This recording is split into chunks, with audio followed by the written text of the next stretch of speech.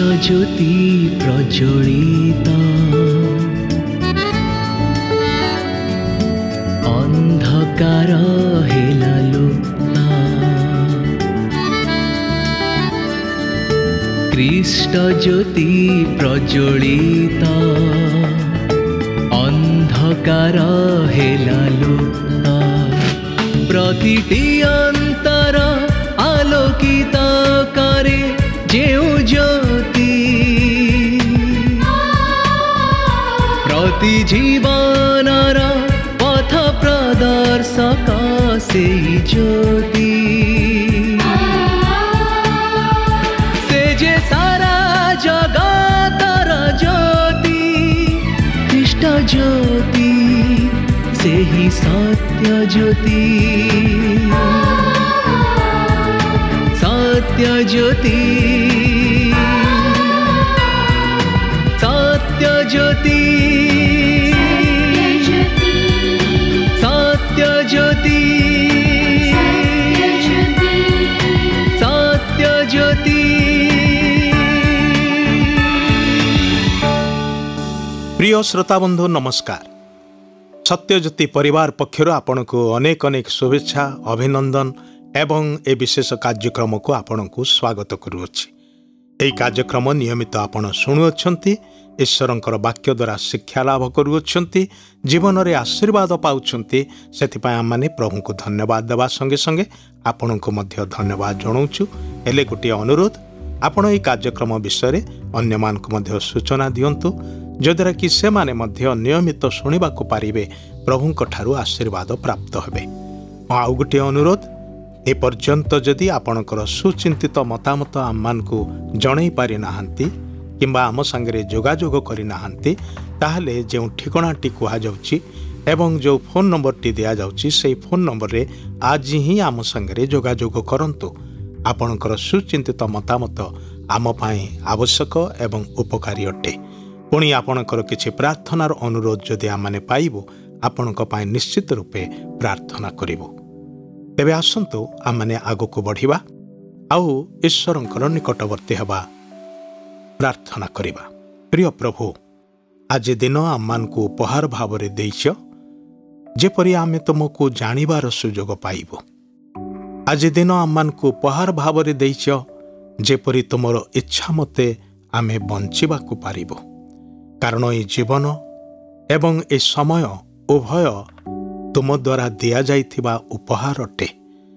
आमे एहाकु जेपरि अपचय करिबो नाही मंद भावरे व्यवहार करिबो नाही बरं तुमर गौरवर निमंते प्रभु आम माने तार सठिक व्यवहार करिबा को पारिबो साहाय्य कर। आज वाक्य द्वारा आम मान को तुमे कथा कुह। प्रार्थना सुनिच बोली धन्यवाद दे यीशुंक नाम रे मागुअछु। प्रिय बंधु आज एक विशेष प्रसंग रे आम माने कथाबार्ता करिबा। पवित्र वाक्य रे आममानकर दैनंदिन जीवन विषय रे कुहा जाइछि किंतु ता ठारू अधिक आममानकर अनंतकालीन जीवन विषय रे कुहा जाइछि। एई पृथ्वी आमर सब किछि नुहे। केही केही भावंती एई पृथ्वी ही स्वर्ग एवं एई पृथ्वी ही नरक। जहा किछि हुए एइठी ही हुए तापरे आउ किछि नाही। किंतु ताहा भूल कथा। ईश्वरंकर पवित्र वाक्य आम को एक कथा स्पष्ट कर दिए जे एई विशाल पृथ्वी जुग जुग धरी रही आसीथिबा पृथ्वी दिने संपूर्ण रूपे लोप पाइजिबा। एक नुआ आकाश मंडल एक नुआ पृथ्वी आम मान पाई अपेक्षा करुअछि।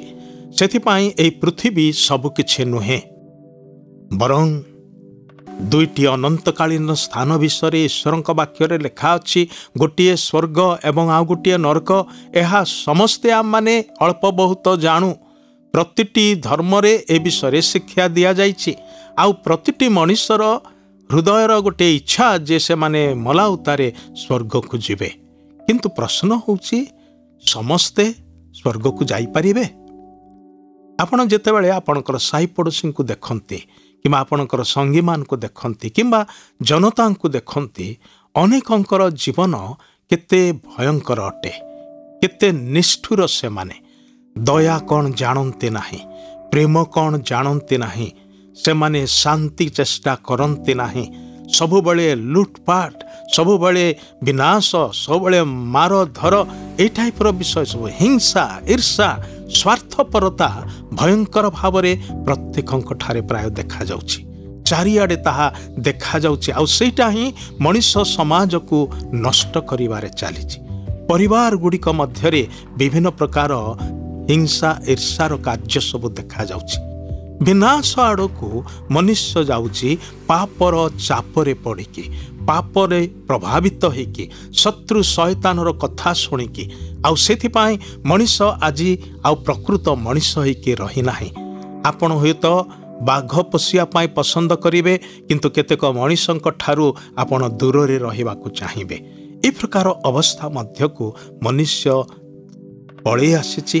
ଆପେ ଆପେ ଆସିଛି କି ନୁହେଁ, ତା ଭିତରେ ଥିବା ପାପର ପ୍ରବୃତ୍ତି ତାକୁ ସେହି ପ୍ରକାର କରିଅଛି। ତେବେ ସେଠାରୁ ଉଦ୍ଧାର କରିବାର ନିମନ୍ତେ ଈଶ୍ୱରଙ୍କର ପୁତ୍ର ପ୍ରଭୁ ଯୀଶୁ ଖ୍ରୀଷ୍ଟ 2000 ବର୍ଷ ତଳେ ଜଗତକୁ ଆସିଲେ। ସେ କାଲବରୀ କ୍ରୁଶରେ ଆପଣାର ପ୍ରାଣ ବଳି ସ୍ୱରୂପ ଉତ୍ସର୍ଗ କଲେ। କାରଣ ରକ୍ତପାତ ବିନା, ଅର୍ଥାତ୍ ବଳିଦାନର ରକ୍ତ ବିନା କୌଣସି ମନୁଷ୍ୟର ପାପ କ୍ଷମା ହେଇପାରେ ନାହିଁ, ପାପ ମୋଚନ ହୁଏ ନାହିଁ, ପାପୀ ମନୁଷ୍ୟ ଉଦ୍ଧାର, ପରିତ୍ରାଣ, ମୁକ୍ତି ପାଇପାରେ ନାହିଁ। ଏଇଟା ଅସମ୍ଭବ ବିଷୟ ଅଟେ।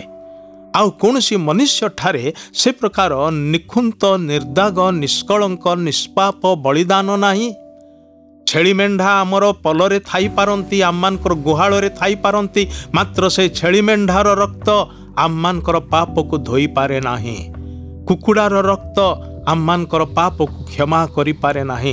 ଯଦିବା ପୂର୍ବ କାଳରେ ଲୋକମାନେ ଏସବୁ ବଳିଦାନ କରୁଥିଲେ ଏଇ ଆଶାରେ ଯେ ସେମାନଙ୍କର ପାପ କ୍ଷମା ହେବ ବୋଲି, କିନ୍ତୁ ମଣିଷ ଯେହେତୁ ସମସ୍ତ ସୃଷ୍ଟ ପ୍ରାଣୀଠାରୁ ଶ୍ରେଷ୍ଠ ପ୍ରାଣୀ ଅଟେ, ତେବେ ଗୋଟେ ନିକୃଷ୍ଟ ପ୍ରାଣୀର ରକ୍ତ ମଣିଷର ରକ୍ତରେ ଥିବା ପାପକୁ ପରିଷ୍କାର କରିପାରିବ? ବିଲକୁଲ ନୁହେଁ। ସେଥିପାଇଁ ହିଁ ଈଶ୍ୱର ନିଜେ ମନୁଷ୍ୟ ରୂପରେ ଆସିଲେ, ଯେପରିକି ପାପୀ ମନୁଷ୍ୟମାନଙ୍କର ପାପ ନିମନ୍ତେ ପ୍ରାୟଶ୍ଚିତ ହେବେ, ସେ ବଳି ସ୍ୱରୂପ ହେବେ, ସେ ନିଜର ପବିତ୍ର, ନିଖୁନ୍ତ, ନିଷ୍କଳଙ୍କ, ନିଷ୍ପାପ ରକ୍ତ ଢାଳିବେ। ଆଉ ସେଇ ରକ୍ତରେ ଆମମାନଙ୍କର ସମସ୍ତଙ୍କର ପାପ ଧୌତ ହୁଏ, ପରିଷ୍କୃତ ହୁଏ। ଆଉ ସେ କେମିତି ବଳିକୃତ ହେଲେ? କାଲବରୀ କ୍ରୁଶରେ। କିନ୍ତୁ ସେ କ୍ରୁଶର ବଳିଦାନର କଥାକୁ ଲୋକମାନେ ଆଜି ସେମାନେ ହେୟ ଜ୍ଞାନ କରୁଛନ୍ତି, ଭାବୁଛନ୍ତି ଏ ଗୋଟେ କି କଥା। ଈଶ୍ୱରଙ୍କର ବାକ୍ୟରେ ଏ ପ୍ରକାର ଲେଖା ଅଛି, କାରଣ ବିନାଶ ପ୍ରାପ୍ତ ହେଉଥିବା ଲୋକମାନଙ୍କ ପ୍ରତି କ୍ରୁଶର କଥା ମୂର୍ଖତା ମାତ୍ର, କିନ୍ତୁ ପରିତ୍ରାଣ ପ୍ରାପ୍ତ ହେଉଥିବା ଆମ୍ଭମାନଙ୍କ ପ୍ରତି ତାହା ଈଶ୍ୱରଙ୍କ ଶକ୍ତି ଅଟେ। ଭାଇ ଭଉଣୀମାନେ, ଦୁଇ ପ୍ରକାର ଲୋକମାନଙ୍କ ବିଷୟରେ କୁହାଯାଉଛି। ଦଳେ ବିନାଶ ଆଡ଼କୁ ଯାଉଛନ୍ତି, ଦଳେ ସେଥିରୁ ଫେରି ରକ୍ଷା ପାଉଛନ୍ତି। ଯେଉଁମାନେ ବିନାଶ ଆଡ଼କୁ ମୁହାଁଇଛନ୍ତି ସେମାନଙ୍କର ପାଇଁ କ୍ରୁଶରେ ପରିତ୍ରାଣକର୍ତ୍ତାଙ୍କର ବଳିଦାନର ବିଷୟ ସେମାନଙ୍କ ପାଇଁ ମୂର୍ଖତା ଅଟେ। ସେମାନେ ତାହା ଗ୍ରହଣ କରନ୍ତି ନାହିଁ, ବିଶ୍ୱାସ କରନ୍ତି ନାହିଁ, ମାନନ୍ତି ନାହିଁ। ସେଥିପାଇଁ ସେମାନେ ଯେଉଁ ବିନାଶର ବାଟରେ ଯାଉଛନ୍ତି ସେଇ ବିନାଶରେ ହିଁ ଅଛନ୍ତି। ସେମାନେ ଦିନେ ନିଶ୍ଚିତ ରୂପେ ବିନାଶ ହେବେ। କିନ୍ତୁ ଯେଉଁମାନେ କ୍ରୁଶରେ ପରିତ୍ରାଣକର୍ତ୍ତାଙ୍କର ବଳିଦାନର କଥାକୁ ଶୁଣନ୍ତି, ବିଶ୍ୱାସ କରନ୍ତି, ଗ୍ରହଣ କରନ୍ତି, ପାପରୁ ଫେରି ଆସନ୍ତି ଏବଂ ପ୍ରଭୁ ଯୀଶୁ ଖ୍ରୀଷ୍ଟଙ୍କ ଠାରେ ବିଶ୍ୱାସ କରନ୍ତି, ସେମାନଙ୍କର ନିମନ୍ତେ ଏ କ୍ରୁଶର କଥା ପରିତ୍ରାଣ ଆଣେ। ଆଉ ପରିତ୍ରାଣ ଆଣିବା ପାଇଁ ତାହା ଈଶ୍ୱରଙ୍କର ଶକ୍ତି ଅଟେ। ପ୍ରଭୁ ଯୀଶୁ ଖ୍ରୀଷ୍ଟ କ୍ରୁଶରେ ବଳିଦାନ ହେଇଥିବାରୁ ପରିତ୍ରାଣ ସମ୍ଭବପର ଅଟେ। ମନୁଷ୍ୟ ବଦଳି ପାରିବ। ଭାଇ ଭଉଣୀମାନେ, ଧର୍ମ ବଦଳି ଦେଲେ କିଛି ବଦଳେ ନାହିଁ, ସ୍ୱଭାବ ଚରିତ୍ର ଯେ ପର୍ଯ୍ୟନ୍ତ ବଦଳି ନାହିଁ।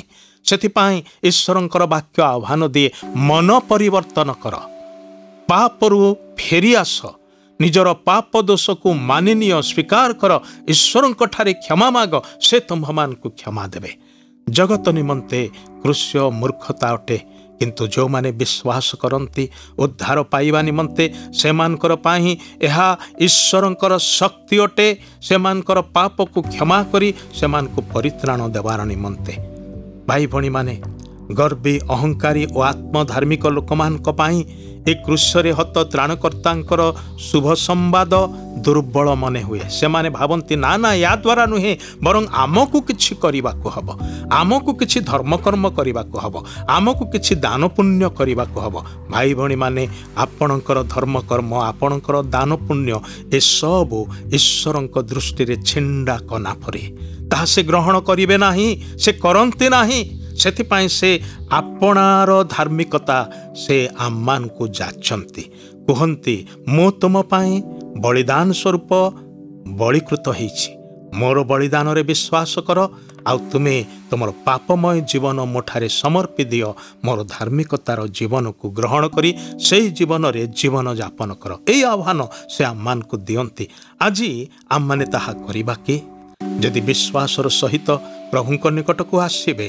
ताहले क्रूसरे जो प्रभु जीशु ख्रीष्ट निजर प्राण देले ताहांकर बलिदान द्वारा आपणकर सबु पाप खंडन हब सबु पापरु आपण परिष्कृत हेबे एवं नुआ जीवन प्राप्त हे आपण ताहांकर निमंते बंचिबा को पारिबे सुसमाचारर वार्ता जहा विश्वास कले आपणकर जीवन रे परिवर्तन आसे जेते लोक ताहांकठारे विश्वास करन्ति से माने विनष्ट न होई अनंत जीवन प्राप्त होंतु प्रिय बंधु आज क्रूसर वार्ता को सुसमाचारर वाक्य को ख्रीष्टंकर वाक्य को ग्रहण करिवे कि हृदय रे विश्वास करिवे कि निजर पाप दोष को प्रभुंक निकट रे स्वीकार करी परित्याग करिवे कि एवं प्रभु जीशु को हृदय मध्य रे स्थान देवे कि ताहांकर अनुगमन करंतु से आपणकर जीवन को संपूर्ण रूपे परिवर्तन करिवे आपणकर मन आपणकर चिंता भावना आपणकर स्वभाव चरित्र आपणकर आचरण आपणकर कथावार्ता आपणकर भावभंगी सबुरे परिवर्तन देखा जीव जेतेबेले प्रभु जीशु ख्रीष्ट आपणकर हृदय मध्यरे वास करिवे तेबे आपणकर हृदय को खोली ताहांक निकटरे निजको समर्पण करिवार दायित्व आपणकर अटे एबे तो कोन ताहा करिवे कि आसंतु प्रार्थना करिबा प्रिय प्रभु आमी तुमर धन्यवाद करूचु पापरे विनष्ट जेपरि आमाने न हेउ सेतिपाई तुमे काल्वरी क्रूस पर्यंत चढ़िल आज्ञा बहल निजको शून्य कल एवं तुमर निष्पाप निष्कलंक शरीर एवं रक्त को प्रभु क्रूसरे तुमे देइदल बलिदान स्वरूप आउ तुमे मृत्यु को जय करिकि उठिल तुमे जीवित प्रभु अट एकमात्र पाप क्षमाकारी उद्धारकारी जीवनदाता प्रभु अट जे केही तुमठारे विश्वास करे से विनष्ट हब नाही अनंत जीवन पाइब एही प्रतिज्ञा तुमे देई अछ सेथिपाई आमाने ताहाको विश्वास करी तुमर निकट को आसु श्रोता बंधु मानकु आशीर्वाद कर सेमानकर समर्पण को ग्रहण कर सेमानकर पाप क्षमा कर सेमानकर रोग सब सुस्थ कर धन्यवाद महिमा तुमको दे यीशुंकर प्रिय पवित्र नाम रे एही प्रार्थना उत्सर्ग करूछु आमेन धन्यवाद प्रभु आपण को आशीर्वाद करन सुनिले आजिर कार्यक्रम सत्य ज्योति ए संपर्क रे अधिक जानिबा पई ओ बिना मूल्य रे एक पुस्तक पाइबा पई हमको पत्र लिखंतु एवं जदि आपणकर किछि प्रश्न थाए तेबे हमको ए ठिकाना रे जोगाजोग करंतु बा फोन जोगे संपर्क करंतु आम ठिकाना हैला सत्य ज्योति पोस्ट बॉक्स नंबर 89 कटक 753001 आज पाई विदाय नेउछु आपण मानक सहित पुणी देखा हबो ठीक आसंता सप्ताहर एई दिन एई समय नमस्कार।